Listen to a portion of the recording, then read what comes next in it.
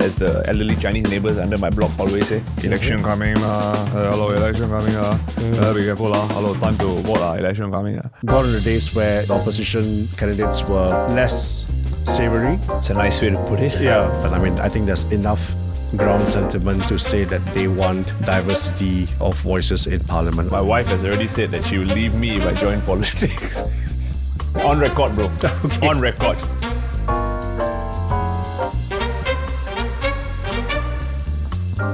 What's going on, everyone? Thanks a lot for joining us right here on the Rishi Report SG60 special podcast series. For those of you who've been following our show since 2020, you know that typically this is a show where we love to make fun of the news. We love to turn some of the headlines into punchlines. We serve up broken news by broke comedians. I'm very happy to share there's only one broke comedian in the studio today because my guest is actually a very accomplished trade negotiator, a community leader, a former journalist even, and currently an independent political observer in the Singapore scene. Please welcome Malminderjit Singh. Mel, It's fine. thanks a lot for being here, man. Really appreciate it. Thank you. You said broke comedian. I think I'm a broken comedian. You're broken. Well, sometimes they say the news is broken. The comedians are most of the time broke, especially in Singapore, bro, where we have to constantly justify the humor that we're doing, justify the jokes that we're doing. But, we do our best. And that's why we have the show, man. We have the show where we get a chance to do some of these news stories, where we get a chance to make fun of it, man. And you are one of our first few guests. Yeah, well, congratulations. And I'm honored to be here. Mel, you wear many hats. Turbans, many turbans. You wear many turbans? Okay, well, see, you can do that joke. I can. It's I kosher can't. for me to do it. I cannot. I will not. I will avoid it at all costs. You wear many turbans? Sure. Yeah, Let's go with that. Yeah. Journalist at one point. You were even a trade negotiator at one point. I know you've been a community leader with the Sikh community for many years. In fact, you were even the president of the Young Sikh Association when you were young. When I was young. Now, Younger. Chair of the Sikh Advisory Board as well. Tell me, have all these jobs prepared you for one day becoming a minister? Are you like rotating yourself? In case one day you have to go to education, one day you have to go to transport, one day you got to go to health. I sure hope not. No? I sure hope not. You're avoiding that, huh? Definitely. Good. Yeah. No, but at this point, what is it that is keeping you busy? Because election season is very much coming soon. As the elderly Chinese neighbors under my block always say, election coming, hello, election coming, be careful, hello, time to vote, election coming. So what's keeping you busy now? Well, Rishi, as you said, I have had many different paths over the last, throughout my career and life. And I think that has put me in a good position, good stead, to now observe the elections from multiple angles. As a former news person, right, someone who brought news to the masses, somebody who has been in the civil service and public service and at the forefront of helping to shape economic policy.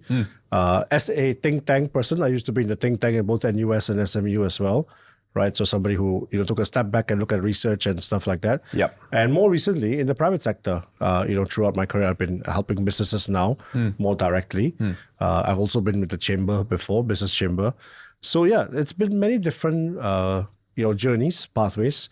And of course, my different roles I play in community and in public service. So all that has been a good stand. I can now take a step back. Yeah. And you say now it's election season and it's been really exciting. Yeah. I'm getting a lot of opportunities like this here, and I thank you for that, to come and share my thoughts. It's almost as though now, for the first time in recent times, you can sit back and just enjoy Absolutely. the elections. Absolutely. See how it's unfolding, give your unfiltered, uncensored, Yep.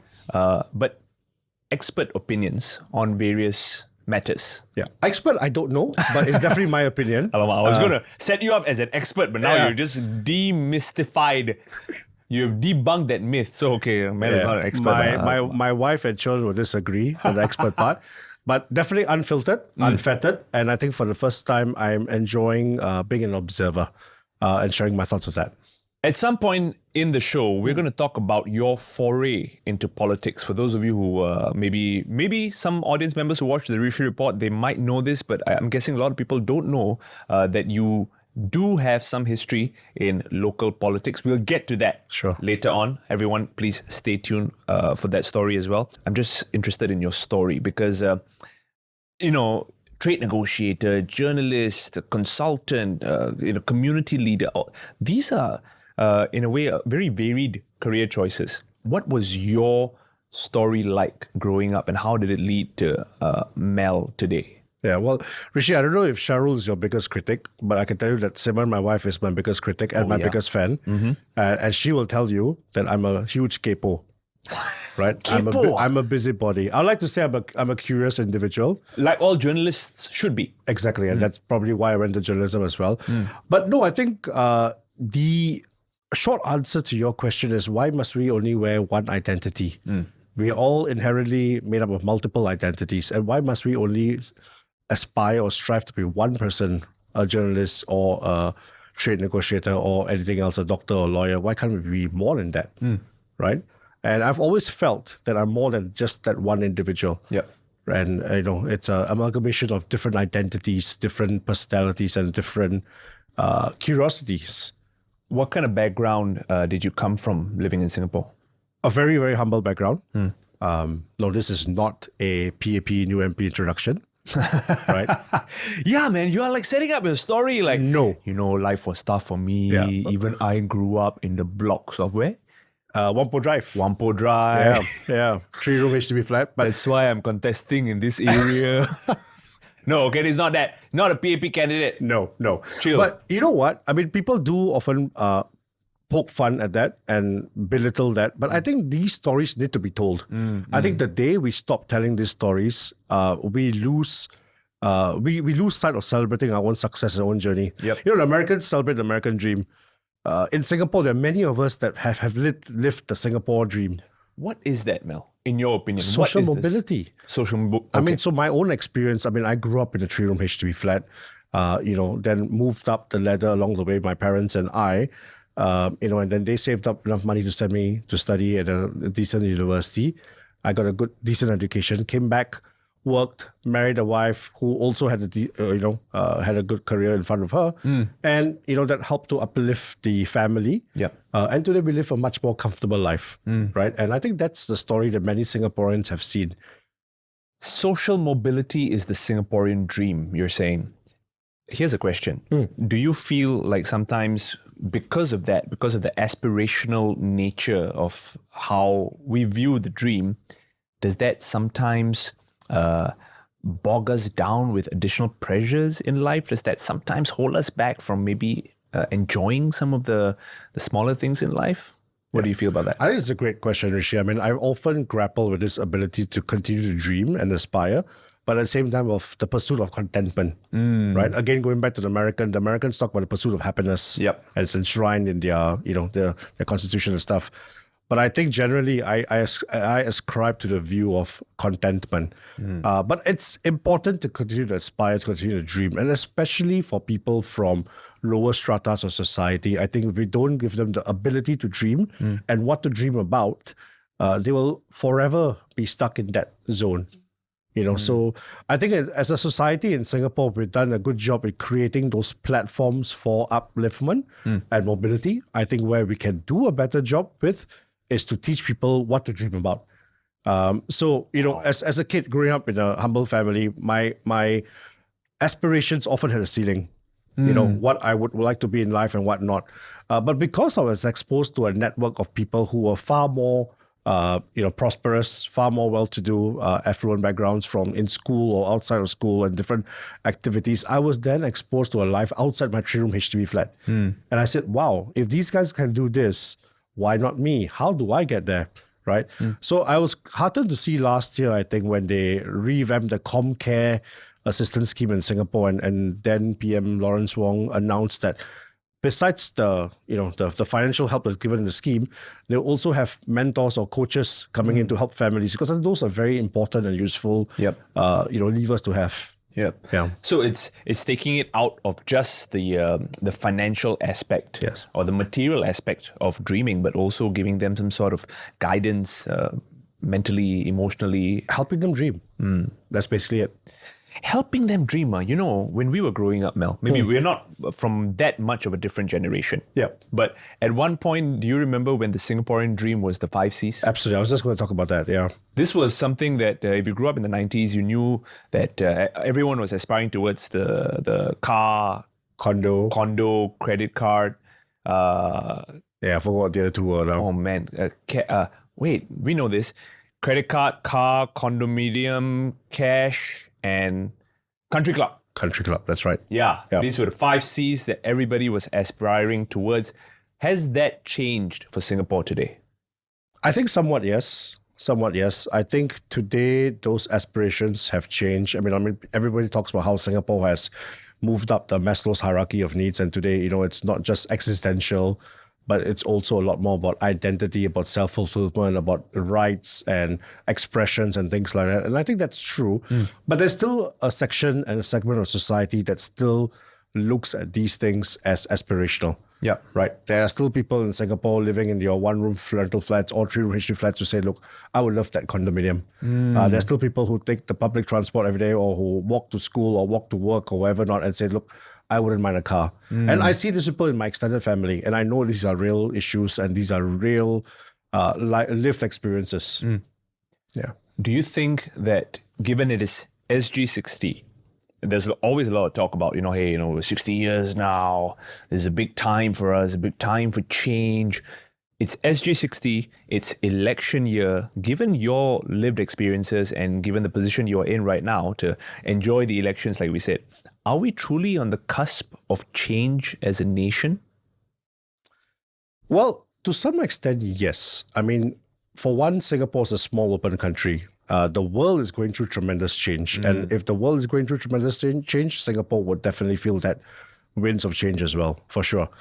Domestically, I think also we are facing changes. Again, with what's happening around us, turbulence, we see new leadership coming in. Prime Minister Lawrence Wong has been into the job only for a year. The 4G leadership is rather new, and that continues to be built as we speak. So I think, yes, it's an interesting point for there. But every elections in recent memory, people will say that this is a watershed election. Always. Right? It's always. It's an overused term. Yeah. Right? But if you ask me really which was the watershed election, I would say it's the 2011 one. And this is something said to me. I mean, someone gave me this analogy not too long ago, a few months ago, and it stuck with me. And I'm just going to repeat it without mentioning who said it. But sure. If you look at it, I think Singapore politics has been in this equilibrium since 2011. Up until the 2000s, from 1960s, there was generally a state of equilibrium where, yes, you would have one or two members of opposition in. At one point in time, I think we have 4. But, generally, that's about it, right? In Parliament, it was largely dominated, no questions asked, stuff like that. In 2011, we saw that change, right? We haven't sort of hit equilibrium yet. We're still in a state of disequilibrium. Where that equilibrium will lie, whether it's with the 2/3 majority being eroded, whether it's with a coalition government, or whether it's with a new government altogether, we don't know. And we don't know when that might happen. And we don't know because there has been no precedence. This is a really new thing for us. Yeah. Right?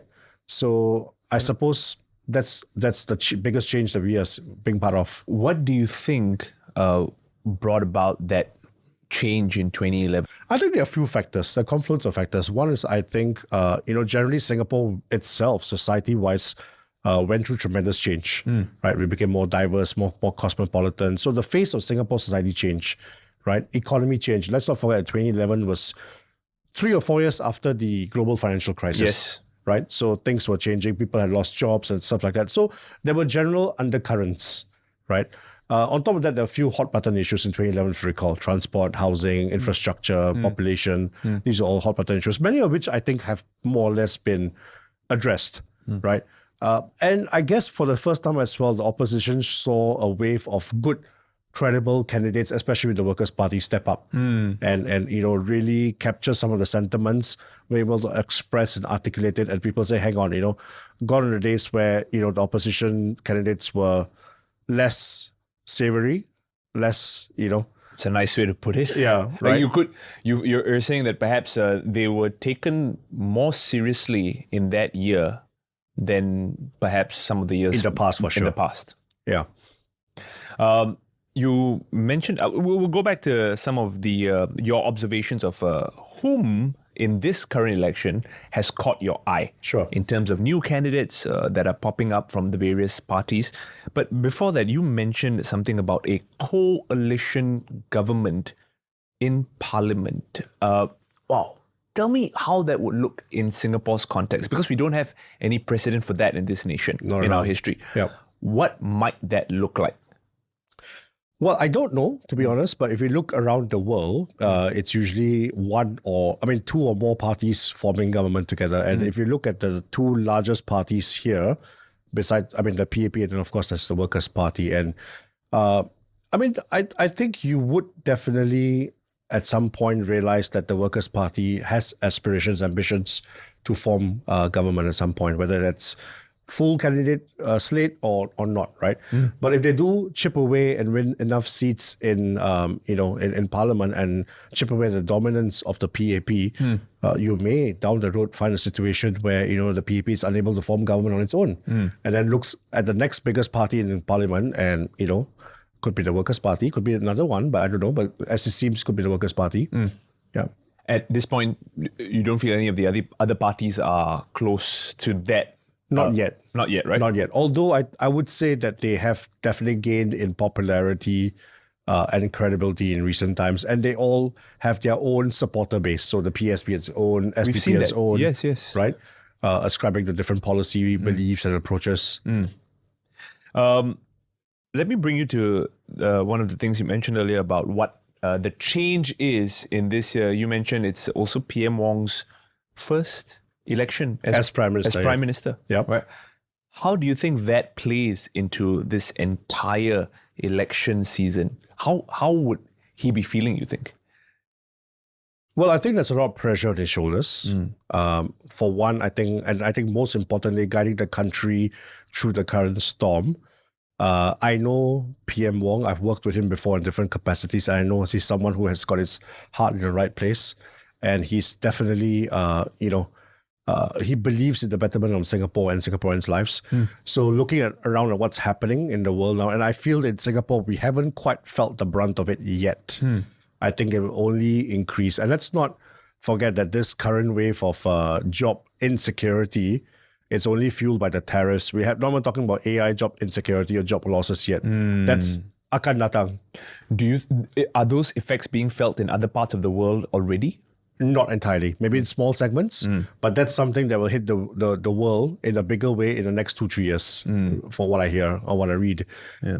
So I think he's got a lot of attention on that, right? How does he steer Singapore through this economy? But at the same time, also shoring up the team, right? I mean, he inherited a team made up of different people, different seniority levels, different skill sets. Yep. He would have spent the last 1 year looking at where the gaps lie, where does he need to shore up, not just shoring up the 4G team, but also at this point, I'm bringing people who can then form the core for the 5G leadership down the road, whenever he decides to head on the baton in the future. This is a 10-year plan he's got to have. Or more. Or more even, yeah. Wow. And I think he himself alluded to it last week in a press conference where, I mean, every election that goes by and he doesn't refresh the team, it's a lost opportunity, right? So I think there's a lot of, pressure on him to do that. How much is politics changing, and do you feel like PM Wong is able to keep up right now with not just the world affairs that you mentioned, but also with the way things are changing in the political climate here in Singapore? I'd say change has been quite rapid. I was just talking to a politician who was an MP here some years ago last week. And he himself acknowledged, he said, my time things were very different. And today, if this was when he was in government, he would not have been able to survive the way he did.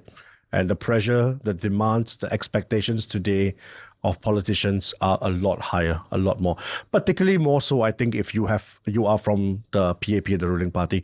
I will say this, and maybe people might not like me saying this, but I think there are different expectations from when you come from the ruling party and as opposed to when you come from other parties. And we've seen that. We've seen that with from sentiments on the ground as well. So I think things have changed. Yep. Expectations are higher, demands are higher. Especially if they are people who are POHs, people who hold office as well. So not just your municipal or constituency MP. So besides looking at their municipal issues, their weekly MPS sessions and walkabouts and whatever not, they also have to bother and worry about policy issues at a national level, international and global issues as well. Yep. I have some friends who are currently in that position, and sometimes when I do talk to them or do look at their schedules, I'm like, bro, how do you do this? How do you manage? How do you do this? Do you think you could have ever done this if ever put in a position like that? Honestly, I look at it now and I think it's a big ask. I think it's a big ask. And it's a good point, Rishi, because I think there are a lot of people out there who think like that. And that's why the ability to attract good talent down the road is going to become so difficult. People are going to say, why do I want to do this? And why do I need to do this? Right? Let someone else do it.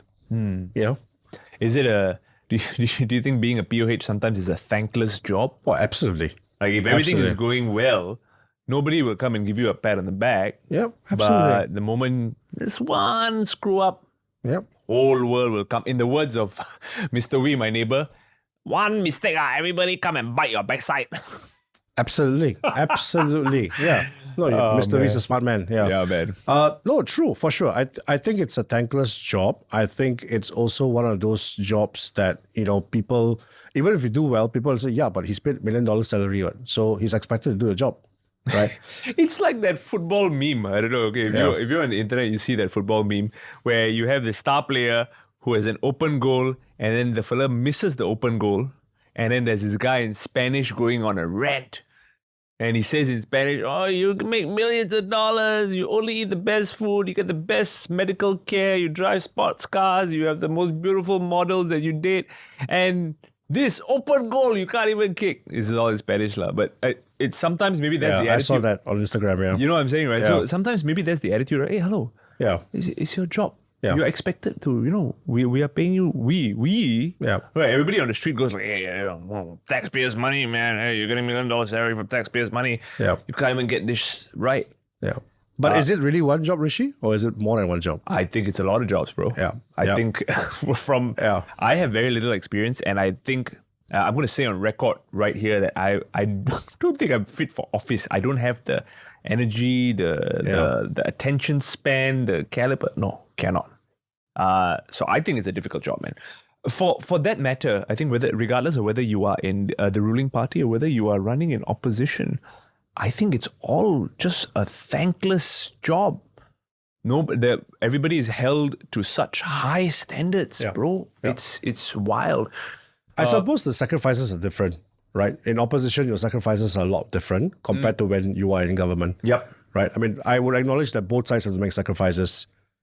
Is it a safer bet if you want to serve Singapore to serve your public service tenure in the ruling party? Safer bet in what sense? Or is that a myth? I don't know. Because, sometimes growing up, I don't know if you had this experience, people will say that, oh, you opposition. You hear these conversations, hey, if you vote for opposition or if you work or volunteer with opposition, then they will have your details and then it'll be a problem for you in the future if you want to get any government-related jobs and all that. I've heard these folklore tales and these old wives' tales with no real basis of confirmation or what, but I don't know what you think about that. I think the tables have turned somewhat. I think today it's sexier if you tell someone that I am, volunteering for the opposition or deciding to run with the opposition. Really? As opposed with the PAP because, I suppose the allure is a lot more on the opposition side, right? You're challenging status quo. You are, I suppose the job is also somewhat different, right? As opposition, you have to pinpoint where the problems lie, right? as the government, you not only have to identify and correct those problems, you also have to make people believe that those problems have been addressed and that everything is good and dandy and that we're moving in the right direction. You need a follow-up. You need a follow-up. Every time. You need to make people believe. You need to carry the ground. You need to, make sure policy is, there's consensus with the policy, right? So it's a very different job.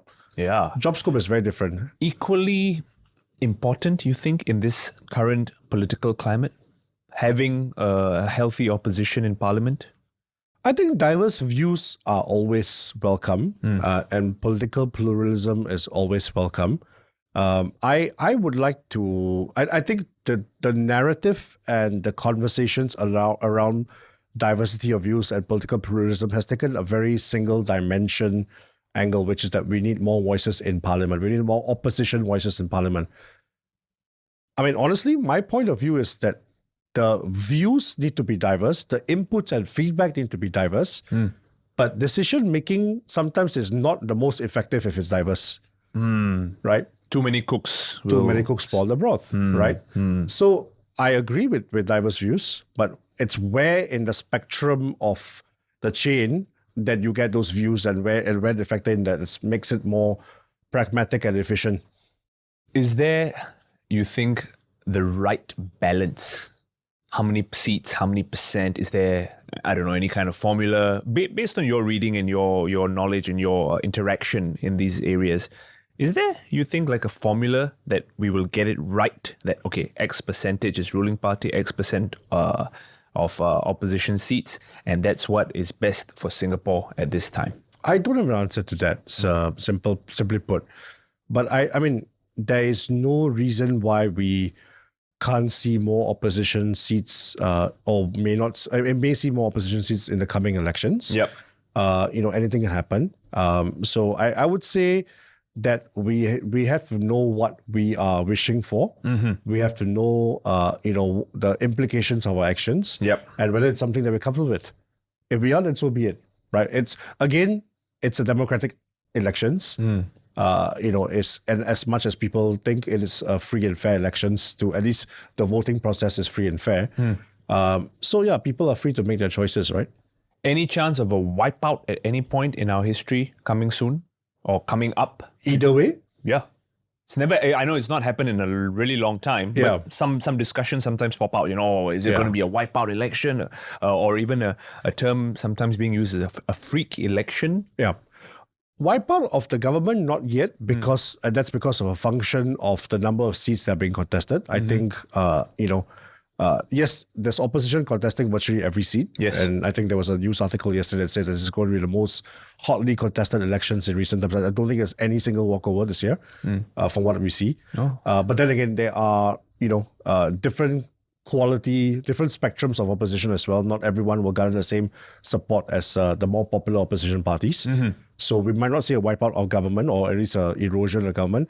Erosion of two-third majority, that could be possible. Whether you want to call it a freak or an intended result, it could be possible. Mathematically speaking, it's highly possible. And, you might see some of the PAP older senior leadership stepping down this time and new faces coming up. Yep. People might say, why not take a risk or why not take a chance on that?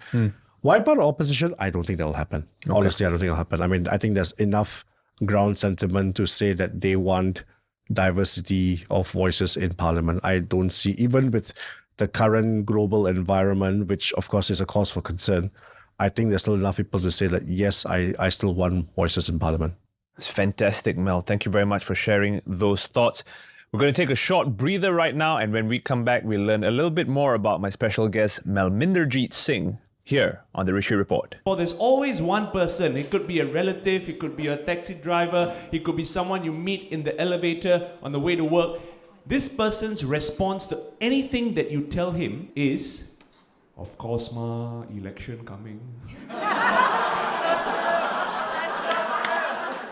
Do we know that guy? There's this guy, is it wherever you go, right? Like, just to sound analytical and smart, right? You'll tell him something to do with the news. I'll be like, hey, what happened nowadays? The Prime Minister is handing over to a new PM. Of course, ma. Election coming, ma. But sometimes you say shit that has nothing to do with it and you'll have the same response. I say, hey, wow, Mr. Wee, very hot nowadays. Of course, ma. Election coming, ma. And he walks away and he leaves you thinking, what does the election have to do with climate change, bro? Like, why? Use that, okay? Whenever you're in a tough situation in the office, your boss is like, hey, how come you haven't handed in the presentation? Boss, election coming, ma. Let's understand. Welcome back, everybody. We are here in the studio for the Rishi Report SG60 series with my very special guest, Malminderjit Singh. Mel, thanks a lot for being here, man. Hope you're enjoying yourself so far. Very much so. I hope this was useful. It's been very useful, bro. I am surprised that you are not writing a political column for these elections. I would completely read that. So if anybody is looking for a political editor, writer, to do some columns, please look out for my buddy Mel. Real wealth of knowledge and very emphatic views on the current situation. I want to change things up a little bit, Mel. Sure. All right, I'm going to take us out of this discussion a little bit. I'm going to show you an image of a world leader, and you need to tell me the first word that comes to mind when you see this person. And then we can take a discussion forward on that, okay? So, you've been sounds following the news, right? I'm guessing, with all your credentials, you better read the newspaper. as much as I can. Okay, that's fair. Not even newspaper, digital news. Okay. Yeah. Image of this person, please. Do we know who this is? Yeah, Xi Jinping. Wow. Stability. Stability. Wow.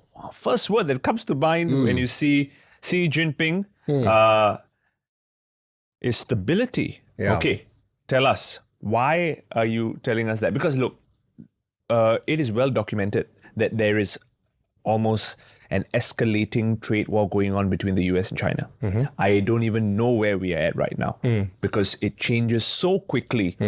X% here, X% there. Suddenly there's a pullback here. There's a reactivation there. Where are we at right now, and why does the word stability come to mind?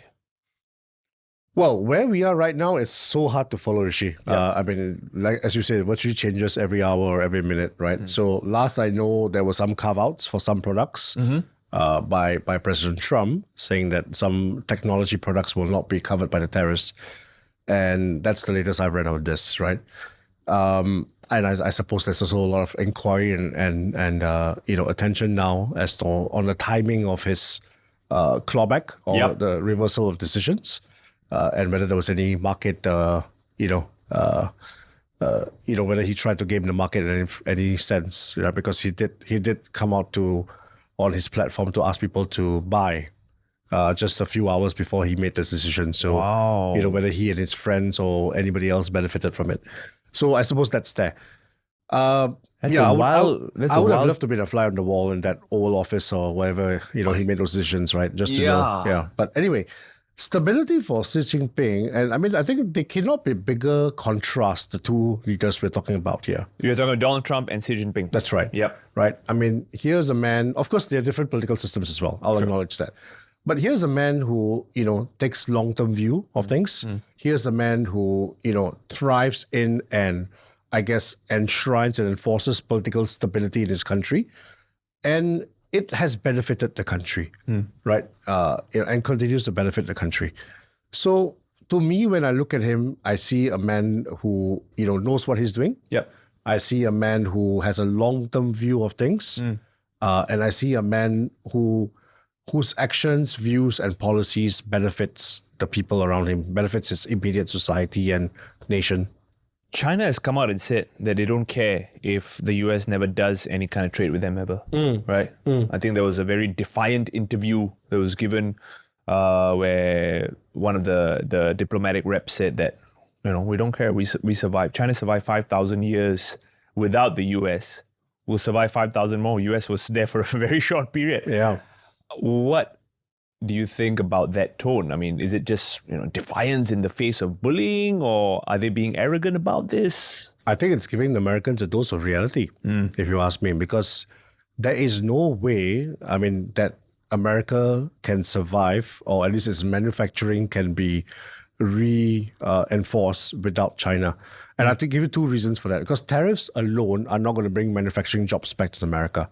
How? Because you don't have skilled labor. Yeah, and I don't think you have skilled labor is one thing, but there's no desire to do this as well, right? Exactly. Yeah. No, I mean, you look at Foxconn, right, which makes Apple products, Yep. right? Foxconn's factories in China they hire 100,000 workers or something like that. I can't remember. It was almost 1 million workers now in China, and they pay them $2.50 a day.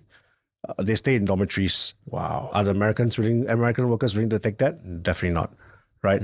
So there aren't enough Americans with the kind of labor or the willingness and want and desire to do these jobs in the first place. And your entire supply chain in America is so fragmented. So America is going to want to need China's supply chain and Chinese laborers to be able to fill those manufacturing, sector.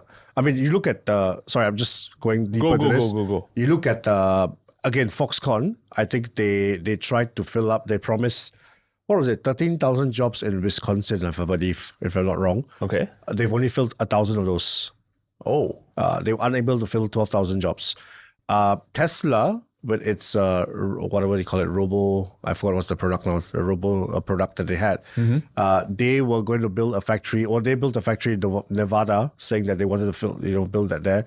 After a while, they realized that they couldn't, and they went back to China to do the manufacturing. So even the American companies are not able to manufacture in America. So yeah, it's not going to be possible. It's do you think eventually it seems like a bluff has been called by China, at least at this point. What is the end game here? What do you think this is? How do you think this is going to end up eventually? Well, I think President Trump will have no choice but to scale back on this game, but he'll also want to save face, and he will want to somehow redraw the rules of the game. I don't think he believes in multilateral trade regimes anymore with many countries involved. He'll want to strike bilateral trade regimes with different countries, and he'll focus on the countries that matter most in the supply chain of manufacturing for him. Try to bring back some foreign direct investment. See, there's a method to his madness. His method is that he wants to reduce the deficit, the huge trillions of deficits that America has. And he's hoping that these actions bring back some investment, cuts down the deficits with different countries as well. So he'll want to see some of that come in. And he's probably trying to up the stakes now to, so that he can bargain from a position of power. He's, after all, a negotiator. He prides himself saying that I'm the best negotiator in the world. Genius or madman? I think there's a fine line between the two. And I think he embodies and personifies that fine line. Very well said. You've almost made an acting reference there, Mel. This is an interesting time to say that before I knew Malminder and the capacity of all these things that we mentioned today, the first time we actually met was on stage. It was, yeah, right? it was. Both acting in a play together. Yes. You were the elder son, if I'm very correct. Were we brothers or were we brothers? No, I was the doctor, the uncle, family friend. Yeah. Okay, so this is all inside jokes. Okay, but the point is that Malminder is excellent at everything that he does. Except acting. Acting-wise.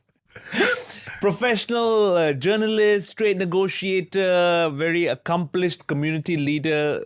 Acting only amateur, bro. So we are the other way around. You know what I mean? Everything else you said, I'm an amateur. Everything else you do professionally, I am a disgusting amateur at. So don't worry. Well, you never know. I saw your episode before this with Minister Ong, and there were a lot of references on comedians being politicians and leaders, so you never know, man. Singapore cannot. Never say never. Singapore cannot, bro. Difficult. My wife has already said that she will leave me if I join politics. On record, bro. Okay. On record. She already said, if you join politics, right, forget about having a marriage with me. Wow. Right. Okay. I believe her. Yeah, me too, bro. We have no choice but to believe our wives. Let's bring it back home right now. Thanks for sharing those thoughts on the tariffs. I really appreciate them. I want to bring your attention back to Singapore right now. As we said, elections are coming soon. You have mentioned you do enjoy it, given the position you're currently in, to kind of comment and observe and analyze the various things going on. I'm going to show you a video right now. It was one of the press conferences that we saw in the news of one of the candidates. Tell me if this rings a bell, strikes a chord, if you know what is going on here, and then we can have a discussion about it. Sure. Okay. So those of you listening on the audio podcast, you will listen to this particular voice next. I can only use that analogy to describe the situation. It's like I have a friend whom I treat like a brother. One day, suddenly, he told me, "Hey, I decided I don't want my wife anymore." I was very curious. I want to know the reason why. I asked, but I was not given any answer. The next day, I found that he came to my house and told me, "Hey, brother, I think your wife is very beautiful. Do you mind you want to exchange with mine?" So, to me, I couldn't accept this kind of proposal whereby it goes against our party integrity and the value of the work that we have done in Sembawang, be it GRC or SMC, because Sembawang West SMC is being carved out from the previous GRC. So this is only what I can say about the situation.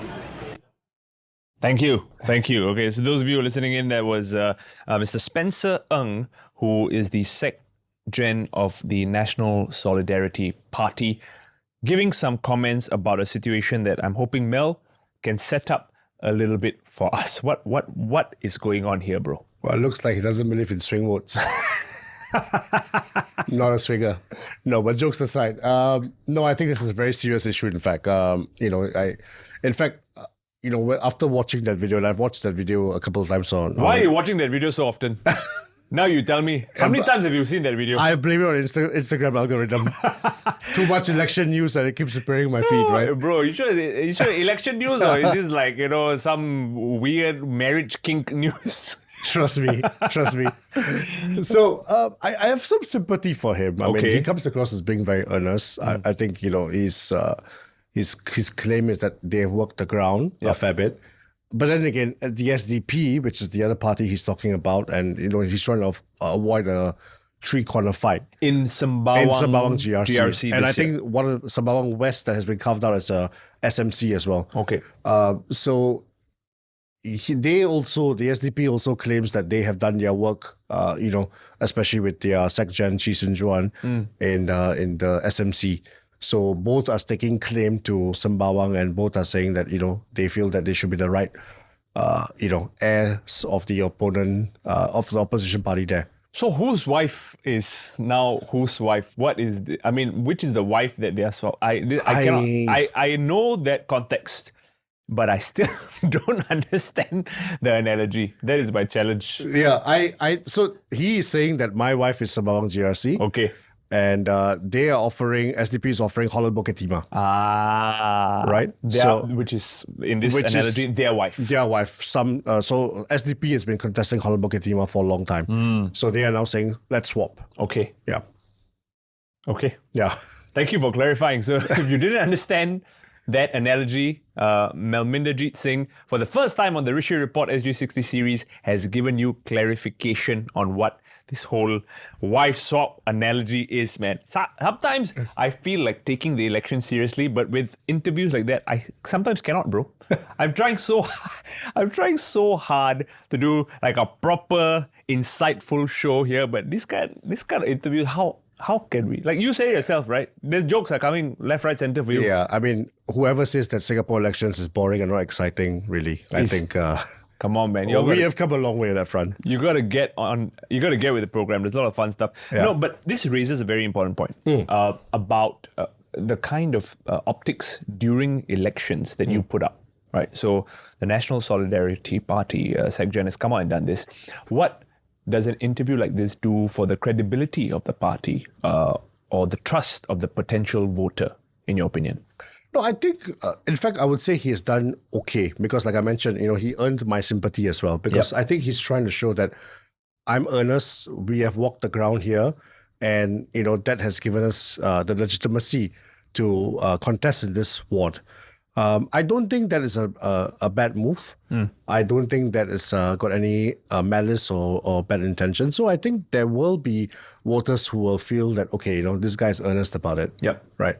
It's just one of those things that, it's getting a lot of publicity. It's getting a lot and see, because of this particular analogy, it could be great strategy that now you and I are talking about it, there's more knowledge about it, there's more attention towards it. Absolutely. And maybe that gives them, more potential voters wanting to learn more about their strategy in the future and what they can do for their potential GRC that they run in. Yeah, and sympathy is never a bad thing in politics, right?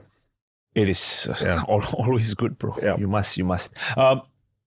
Any new candidates that have been announced? Because there's been a slate of new candidates, new faces. Every other day we are seeing in the news some new nicely polished photograph or some person announcing their candidacy or their intention to run. Have any of these new candidates caught your attention that we should look out for? Well, quite a few. And I say this on multiple levels. On one level, several of them are also close friends. Oh, wonderful. Right? So I've got a number of close friends who are, confirmed as candidates for this round. Most of them on the PAP, although I have one or two people who I know who are also contesting in the on the opposition side as well. Okay. Including a former neighbor of mine, a immediate next door neighbor of mine who's contesting in one of the opposition parties. Wow. Yeah. So, but yeah, I mean, a lot of good friends going in, on the PAP side as well, civil servants and whatever not, and a number of them, and from what I know of them, are really good people, sincere with a heart to serve, hardworking, got strong integrity, and I'm wishing them all the best. I'm cheering them on from the sidelines. That's interesting that you say that you have friends who are running for potentially as candidates, right? I have friends who are waiting for election date so they can run away from the country and get an extra day off. Yeah. That's why comedians will never be politicians, because we're like, holiday, long weekend, go lah. No. Is there any one person or one or two candidates that you're comfortable, highlighting that you've seen, not necessarily people you directly know, but that you've seen who look like promising new faces for SG60 GE 2025? Yeah. No, so let me start on the PAP side. Sure. I think, clearly we're looking at people who can be brought in to bolster the POH level as well, the political office holders level. And I think somebody like Jeffrey Xiao, for instance, who's a friend, somebody I've known for a while, a senior leader in the civil service before this, is clearly somebody who, can make a big difference there. I know he has his heart to serve. Another person who I've served alongside with in grassroots is a guy called Pei Ming. Pei Ming is a former SAF, Joint Chief of Staff, Chief of Command, I believe, sorry. And he has been brought in. He has been announced as well as one of the candidates. Okay. Again, another good guy who I've worked with alongside, and, I know that he's got a good heart to serve. Many other names, Harun, who's one of the two ex-NMPs, again, a good friend and somebody who, very intelligent, very sharp, also as an NMP made good interventions in Parliament. Yep. So somebody to look out for, I think, especially from a minority point of view. Speaking of minorities, somebody like Dinesh as well, ex-AIC CEO. East Coast, he's running in my Yes, mine too. GRC, yeah. Mine too. I'm East Coast as well. Although the East Coast hasn't been confirmed yet. Oh yeah, sorry, we are just jumping the gun, assuming because he's been walking the ground. Correct. Yeah. But then again, many people have been walking the ground on East Coast. Yeah. As is another friend of mine, Haslinda, who's also been an ex-media personality presenter as well. So a lot of good people stepping forward really on the PAP side. And I really wish them well. Can I ask you about this discussion going on about former NMPs or NMPs stepping down to join some of these political parties? What's your thoughts on these? What's your thought on this phenomenon? Yeah. Well, like I said, I mean, one of them is a good friend, right? Sure. So I will answer this in that context. I think a lot of the uproar, though I can understand why it happened, I think was a bit presumptuous, a bit premature. So between the two, individuals we spoke about here, one, yes, has been confirmed as a PAP candidate likely to be fielded in Nee Soon. The other, we haven't had any confirmation yet. Can you mention who has been confirmed? Syed Harun has been confirmed. Yes. Joshua Raj, we have not heard any confirmation yet. But we just know that he has stepped down. We just from know his he has role stepped down as an NMP. And in his resignation letter, he said to pursue other interests, if I'm not wrong. Sure. So we are presuming that he was also looking, whether or not he's going to be fielded by PAP or any other party, we don't know, right? And until that's confirmed, let's not presume that that's going to be the case. in terms of what happened, I have friends who, and especially some former NMPs who were not happy with that move, right? They felt that it shed a negative light on the whole NMP scheme, and it wasn't fair to many others who have walked that path and who maintain objectivity. I mean, the question I've asked, and I've asked them publicly as well, is that, is anyone completely ever party agnostic, right? Or political agnostic, right? Yes, when you are in Parliament and being an NMP, you do express your individual objective views. But surely, as a human being, as an individual, as a citizen who is going to be voting as well, you will have your party affiliations or at least inclinations, right? Which side you lean toward. Which side you lean towards, right? I suppose the manner in which it happened as well. So again, I understand there's some precedents that in the 1980s or so, or was it 1990s now, I can't remember, there was a former NMP who then joined the ruling party as well. Again, I can't remember this, but I've heard this somewhere. Sure. But so there is precedence. But I suppose the manner in which it happened that ruffled some feathers. Yeah. Some felt that they should have seen through their 2-year term, and then subsequently give a bit of a cooling off period and then subsequently consider joining elections. I suppose that, we've heard Harun come on to speak about it as well. And, it's a matter of conscience as well. If they felt that at that point in time that their inclinations were already visibly clear, leaning on one side, then maybe it would have been better for their own conscience and the objectivity and neutrality of the NMP scheme to step down and say, look, show my hands, show my cards. That's an interesting perspective. Yeah. That means it's almost self-checking your bias and going like, hey, Yeah. I can't in good conscience carry on as a properly neutral member of parliament. I think it's safer or better for me to do it in this way. Yeah, especially if you're already having conversations with any of the parties about joining them, right? Then do you still want to be an NMP? That's an interesting perspective. Thank you for sharing that. No problem. What about from the opposition? Anyone that has caught your eye? Well, I think, you cannot miss Harpreet. He's clearly the face of the opposition this year. If there's ever a singular face of the opposition, but he's definitely a face of the Workers' Party. Interesting. He's Harpreet Singh from the Workers' Party. I think he's been doing a lot of, he's been walking the ground a lot as well, in especially in the East, whether you're in Marine Parade or in East Coast, I think he's walked the crowd quite a bit. I've a fair share of family and friends living in the Kembangan area, and many of them have said that he's come around, knocked their doors and spoken to them, and many of them have been impressed with him and, have felt that he's somebody that they could resonate with. Sure. He's done a lot of different, media opportunities, including podcasts such as these. Yep. I'm not sure whether you plan to have him on your podcast at some point in time.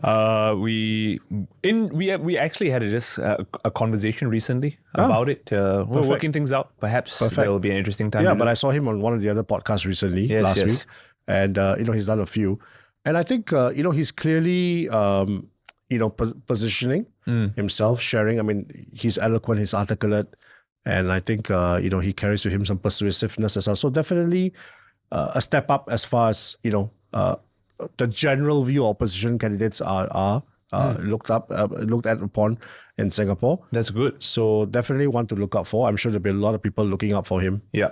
Certainly. And I guess there's always the perennial, other opposition heavyweights such as Pritam, as Paul Tambaya. These guys are all, have their own following and they're all legitimate and credible in their own right.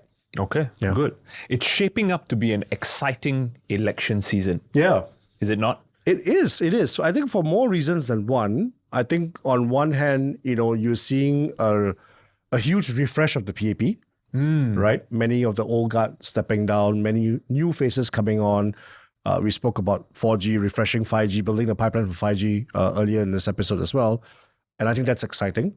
I also mentioned earlier that I think it seems like every constituency is going to be contested. Yeah. Right. Which again is exciting thing. I remember not too long ago, we had walkovers in virtually most of the constituencies. Right. So this has come a far way from that. And I think, this is the first election since in 10 years. Yep. Where we're going to have public rallies. Right. We didn't have that in 2020. 2020 was a very different experience. Have you been to any of the rallies? Since as a kid. Oh, really? So here's the thing, Rishi. My dad, when I was growing up, my dad was an ardent Workers' Party supporter. So I grew up following my dad, virtually sitting on his shoulders, him carrying me on my shoulders, on his shoulders, attending rallies of the likes of JBJ and Francis Xiao and the likes of that from I'm talking about the 80s and 90s, the UNOS GRC and back in the day, Ensign and stuff like that. So I grew up actually attending a lot of opposition rallies. Wow. Yeah. What was that like though, as a child being a part? Because I've never been. Yeah. At all. At all. I've Wow. never been to a live political rally in Singapore. Not as a child, not as an adult. Wow, that's amazing. It is, to me as well, it's just something that, as a younger man, maybe I was very politically apathetic. Okay. It wasn't something that featured in my daily life. And I also come from a family that was very busy, I think. My dad was always at work. Parents never really talked about politics in Singapore much. The Sindhis are businessmen, the Sikhs are activists. Let's put it down to that, right? Oh, man. Summing up two different Indian communities in one line is my friend Mel here. You got your priorities, we got ours. Sindhis are businessmen, Sikhs are activists. The warrior caste has spoken. No, but that's interesting. I'm surprised to hear that you haven't been for one. I have not. Yeah. In fact, it's only when I started my journey in show business, when I started doing stand-up comedy, did I start looking more into Singapore's political history? Did I start taking more interest in the different political parties, the landscape that we had? Because it became something that was useful and relevant to my work. Yeah. Being current, being relevant, having jokes about the news. And it's only then that I started taking an interest. But even then, I would watch these rallies on TV, but I never physically went down to any. So this season, even I am excited about that. To, for the first time, go out onto the ground, not walk the ground because nobody's going to believe I'm walking the ground, but to actually watch these rallies, to watch some of these candidates speak, how they address an audience live. Because, you can see good podcast interviews, good press interviews, but being able to electrify an audience live, that aspect of the whole election season, the 8 days of hustings, they call it, that is something I am looking forward to. Yeah, it's going to be interesting. Yeah, man. Yeah. Tell me, Mel, and I promised our audience that we were going to do this, so we have to go there a little bit. Okay. I want to know about your near miss, they call it, or your closest shave or closest brush with joining politics in Singapore. Set that up for us. Wow. Okay. I don't often talk about this, but I will share in as much as I can and should. And I'll share in the context of, I think, you mentioned this episode about SG60. Yes. So let me share in that context. I just said a few moments ago that, my father was had a very different political inclination when I was younger, when he was younger as well. And it's interesting because my father's lived experience is very different, right? I mean, he was one of the first batches of national service, if not the first batch, I think at least the first, second, and third batches. So there was always that view of, here I am as a 17-year-old kid being thrown into national service, being trained by hardcore Israeli army and, going to a grueling life. And then he didn't receive such a good education. So he did more blue-collar jobs along his way. My father bore the brunt of 3 economic crises in his career. The 80s, in the 90s, and in 2001. So he was retrenched 3 times in his career, right? Okay. As you may know, I was retrenched. Well, I was restructured recently as well, last year as well. So, that's something my father and I have in common now, right? Okay. But fair. yeah, I mean, it's so, his experience is very different, right? So we grew up in a low income, and I went, I did well enough for PSLE. I went to an independent school and this was the first couple of years that we had an independent school in Singapore. Are you able to share what school is it? ACS, right? You were holding back on that. I was for obvious reasons, right? And you teased it out of me. Okay, anyway. Bro, you cannot in good conscience say I'm from ACS Independent and just like breeze out. Yeah, I know y'all are not gangsters. We are not gangsters. You're from ACS. I assure you that. But anyway, that's not the point. Okay, that's the not the point is that, so, with coming from a household where our household income was about $1,000 or less, to suddenly go to a school where your school fees is $200 a month, in my first week in school, when I realized that was going to be the demand, we were having conversations that I would not be able to do this. My family would not be able to afford it, right? Thankfully, for a very good vice principal I had at my school, who then showed me the path to the financial assistance schemes that MOE had. And I applied, she helped me apply. I applied for it, I got it, and for the rest of my ACS schooling life in secondary school, my school fees was paid for by the Ministry of Education. Wow. That told me something, that something the government is doing is right, right? And then when I look back today, that whole process, that whole journey clearly was a huge lever in my social mobility journey, right? And as I mentioned earlier as well, opened my eyes to aspirations to a new world outside my Whampoa Drive neighborhood, right? Then further down the road, when I graduated, I worked, and one of my first jobs was with the government, and it was Ministry of Trade. And you mentioned earlier trade negotiation. Wasn't as senior as Minister Ong Ye Kung was when he was there. He was director. I was far junior than him, but still was involved in some of the negotiations. I attended the ASEAN Summit in 2009 in Thailand. Okay. And history may remember this, and it's well documented that it was when there was huge political upheaval in Thailand, where the red shirts, Thaksin's red shirts were, creating 2009. 2009. Right. Yes. Right? Yes. So we were at the ASEAN Summit at Pattaya, and as the ASEAN leaders and dialogue partners were sitting down to have their meeting, the red shirts stormed the hotel. Oh, man. And it was a huge security nightmare. They breached the hotel because there were thousands of them. They just stormed in. And here are all the world leaders, ASEAN leaders, and other dialogue partner leaders just sitting down having lunch, right? And we, as part of the delegation, we were like, okay, what do we do, right? So, our MFA and MTI guys are damn smart. They're very quick thinking as well. So quickly activated, shredded all sensitive documents as we had to, evacuated from there, right? I will say this, and I'll say this on record. Sure. Our PM was the only leader that I knew of at that point in time who didn't leave alone. He made sure each and every one of us left along with him and was evacuated. So here we were in Pattaya. We had to take the convoy to Uttapa, which is the airport, the military base. Fly on a propeller plane back to Singapore. Right, being evacuated. So you were all evacuated, and who was on this propeller plane again? So it was PM Lee Hsien Loong was there. Then Foreign Affairs Minister George Yeo was on the plane, and then Trade Industry and my minister who I worked for, Lim Heng Kiang, was also on that plane as well. Okay, and was the entire MTI and MFA delegation. So, that said a lot to me. That as a leader, he didn't leave anyone behind. He made sure each one of us was safe and came along with him.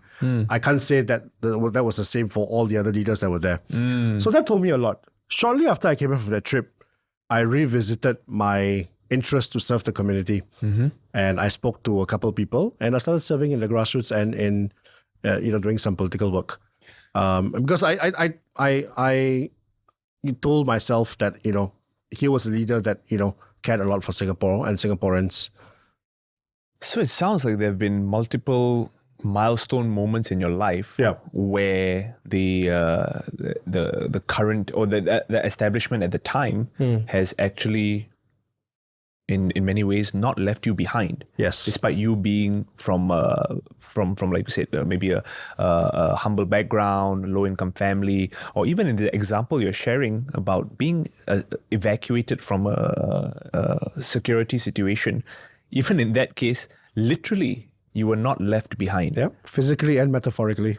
And that, in a way, influenced your decision to say that maybe you want to be a part of this service unit to give back. Yeah, I believe the system worked. I believe the system has benefited me, and I wanted to give back to the system. So yeah, that shaped my journey into grassroots work, community work. I had served before that as well. I had served as a young student, just experimenting, exploring, as well, but this was probably coming back in a more formal way. So overall, I've served grassroots for about 25 years now. Yep. But 2009, 2008, when I came back, it was more formal way. And I then of course went through the process. As some would call it, what they call it, tea sessions or whatever. Not along the way, was considered, as a potential candidate. At that point in time, it didn't work out. They felt that it was not the right time. And that's it. So that door was closed, or rather it closed. And today when I look back, I think two things stand out for me from that point. One of the highlights during that process, a huge learning journey, of course, learning experience. One of the highlights of the process was me as a son of a security guard, sitting in front of the entire cabinet, the entire party's CEC, one step away from, joining the highest office of the land, right? That rarely happens in many countries around the world, Rishi. Yep. That for me was a huge source of pride, not just for myself and my family, but for the system and for Singapore. I think that was amazing. Second point was that, I look back at that and I think that, okay, it gave me a lot of perspectives, different perspectives. And you mentioned earlier as well, the different roles I've had to play, including that, right? Has shaped my worldview. And I'm glad today I'm in the position, because that door closed, today I'm in a position to share that worldview from a different capacity and different role. And I still feel I'm contributing to Singapore in a different way. And there are many ways to contribute to Singapore. And you've done a lot. And I foresee you continuing to do a lot. I hope so. Yeah, I mean, did you ever think that in all the amazing things that you've done in your life, and I mean this very genuinely, because I've known you for a long time and I've known the work that you've done. I've followed your journey in a lot of ways. Did you ever think that life would bring you to a position where you would be a guest on the Rishi Report? Boom! You beat me to that. I wanted you to be a guest on my podcast, but you beat me to it. Nomination day is 23rd April. Polling day, 3rd of May. They always say that you give minimum time for campaigning period, right? From the day you dissolve parliament to the day is nomination day to the day of polling day. Yeah. You don't keep too much time.